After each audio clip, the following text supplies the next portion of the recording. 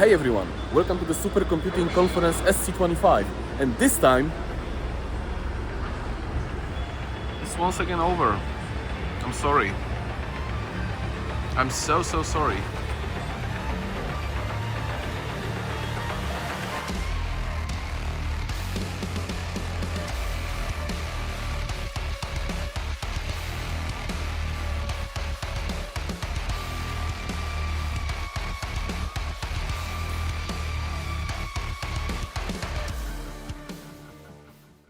Welcome back! This time, supercomputing arrived to St. Louis again. Last time we were here in St. Louis was back in 2021, which was my first signet in supercomputing, so it felt pretty nostalgic. It was nice to see the city be a bit more lively after the PvP zone was enabled. And for sure, compared to 2021, conference was much bigger. In case you're new here, supercomputing is a conference devoted to high-performance computing, networking, storage, and analysis.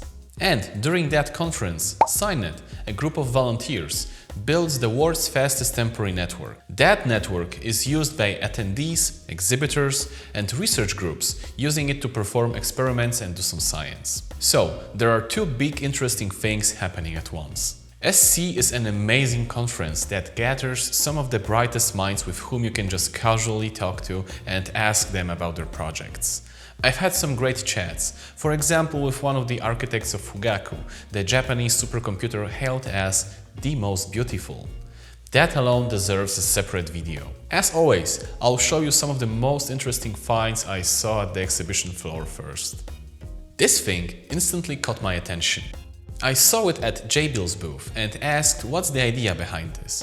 And funny enough, a person passed by who happened to work on the Marvel CPU used in this build, so I got some pretty good insight. It turns out that with super high transmission speeds, the electrical signal degrades quickly even on a PCB and is more prone to interference. So, by moving optical to electrical converters close to the CPU, you can achieve much better signal quality. I think this highlights how important purely optical computing will become in the future and that we cannot escape from it. Because losing signal is one thing, but we are losing a lot of energy performing that optical to electrical conversion. You might have not known it, but whenever possible we are using directly attached copper, so DAC cables, just because we do not have that extra step of converting electricity to light back and forth.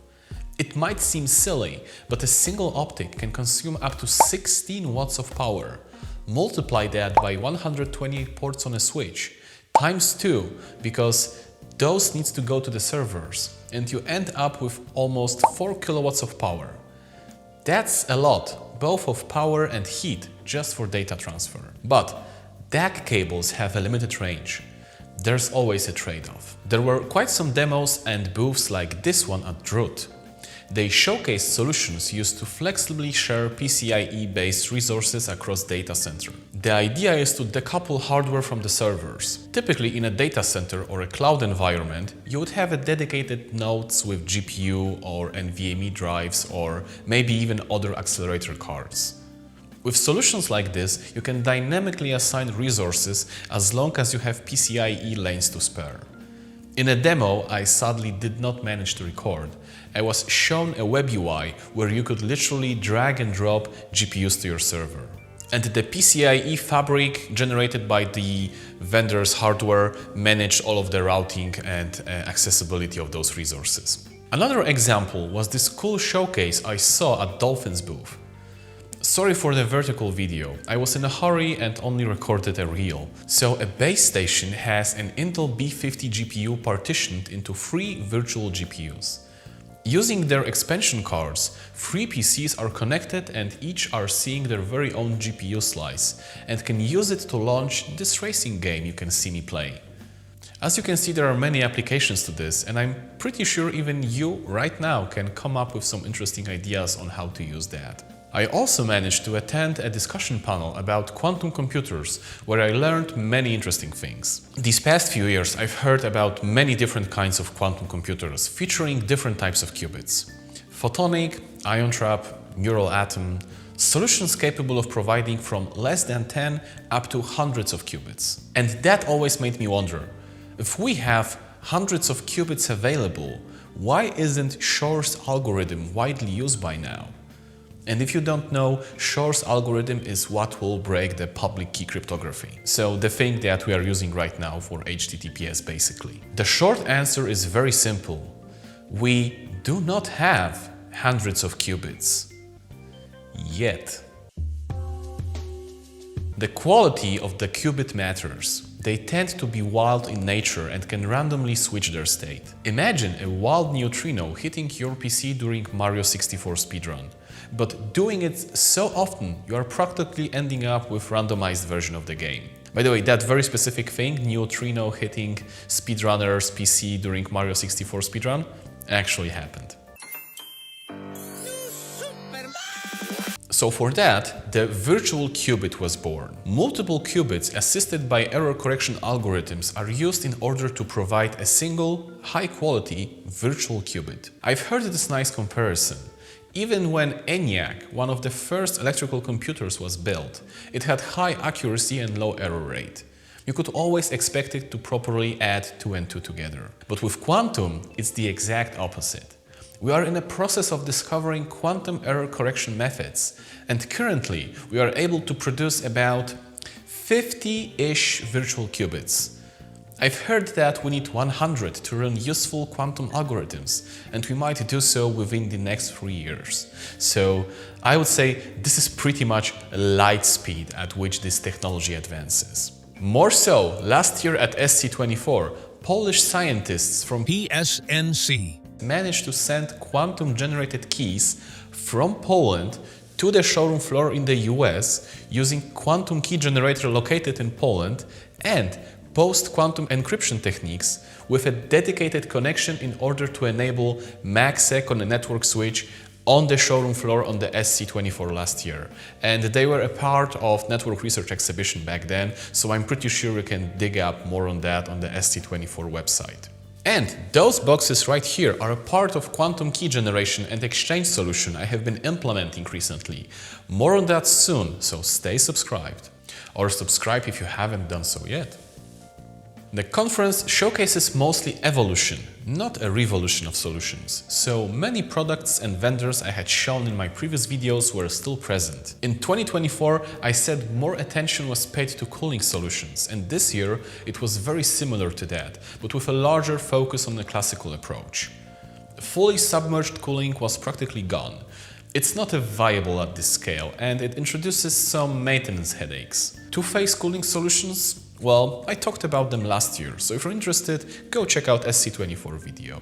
The term Plumbers Conference was thrown around as a joke, but damn, you can buy as many chips as you want, but your cooling solution has to be custom made with your location, climate and environment in mind. Cooling hundreds of kilowatts per rack isn't simply viable by blowing air alone. And there are millions and millions of dollars that can be saved on electricity bills by optimizing water pumps and chillers. Evolution, not a revolution, but it's interesting to watch how this happens. Every year I go to the SC. As for SciNet, this year we managed to deliver 13.7 terabits per second throughput. You can think of it as having 13,000 homes, all having a synchronous gigabit uplink, downloading and uploading with full bandwidth. That's roughly 100 megabytes per second in both download and upload in each and every one of those 13,000 homes. So, how do you achieve such speed? Well, first of all, you need multiple internet providers. We've had 7. They all provide links of various speeds, and by using wonders of BGP, you get this tremendous throughput. It kinda is at the same time that simple, yet that complicated. There's also more interesting stuff like DWDMs, thanks to which all of that 13 terabits were transported into convention center using only 12 pairs of fiber. Or the Polatis, an optical switching device, which this year blew my mind even more than last year because I literally saw a guy just reconfigure it using just his smartphone. Just like that. Other fun things include traffic generators capable of outputting 800 gigs of traffic per circuit to ensure we can saturate links without data loss. Obviously, you also need routers and switches. Those in SciNet come in many shapes and sizes. The biggest problem we are solving each year is interoperability. How to create such a fast network with so many parts arriving from different factories. And the example I always like to give here is that we are basically building a racing car, well, to be specific, an engine for a racing car, where each and every screw arrives from different factory and different vendor. You would think it is doable, and you're right, it most often is, but not without its issues. Traditionally, we run into problems related to MTU. The default value may very well be depending on the hardware used in the device, but it can also be understood differently by the CLI. The chip architectures change, new generations come in, or an AI writes some code, and suddenly, bam! Your MTU for a point-to-point link is 1514 on one device, but 1518 on the other. And since we are using ISIS, the MTU mismatches hurts us a lot. The infrastructure we build is not just for show. Researchers utilize it for experiments like prototype 1.2 terabit WAN services or in-network payload classification on streaming scientific data. Most interestingly, some NREs experiments utilized our on-stage HPC cluster, and finally I can talk a bit more about it. This year, the cluster consisted of 12 compute nodes integrated into National Research Platform at nrp.ai and were configured as Kubernetes worker nodes. The cluster ran native Kubernetes and supported virtual machines through KubeVirt, as well as Slurm workloads via kubeslurm. A Jupyter Hub service was also deployed. The system was mainly used by NREs, with around 10 NREs running real workloads on it. And NREs, as a reminder, are network research exhibitors, so they run experiments like, and give me a second because there's no way I'll be able to say it from memory. I have to read this from a card. The SNet Sense Orchestrator and Sense-based multi-resort workflows, portable computing and IRI agent prototyping, experiments like real-time in-network machine learning and P4 experiments on smart NICs and DPUs, live Kubernetes telemetry sent from NRP to Starlight via SNet, GP4L, and onboard AI and federated learning for cosmic ray detection. What did I just say? Honestly, even to me, some of those subjects ring only some very distant bells and are making me realize there is still so much more stuff to learn. And obviously, by the time anybody learns all of this, the current state of things changes and the cycle begins anew. I also think it's really interesting to see how Kubernetes fits nicely in the HPC space, with Slurm integration even. And Slurm, if somebody is not familiar with it, is a queuing system for queuing and processing HPC workloads on a large system. Last but not least, I also managed to introduce some random people to the wonders of SciNet network. Just kidding, I had a blast talking to Wendell, Jeff and Andy. This year was super fun, as this was my 5th year doing SciNet. So I think I can finally say, I think I'm starting to get how this thing works.